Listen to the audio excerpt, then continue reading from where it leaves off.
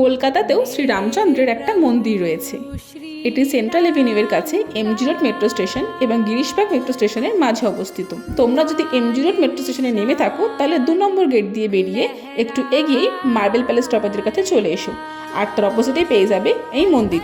মন্দিরটিতে রাম, লক্ষ্মণ, সীতা, হনুমানজির পাশাপাশি আরও অনেক দেবদেবী রয়েছে। 90 বছরেরও বেশি পুরনো এই মন্দির। এই মন্দিরে নিয়ম করে 4 বার আরতি হয়। এখানে একটা শিব ঠাকুরও রয়েছে।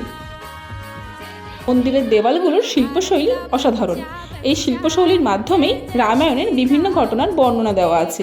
মূর্তিগুলো সবই শ্বেত পাথরের।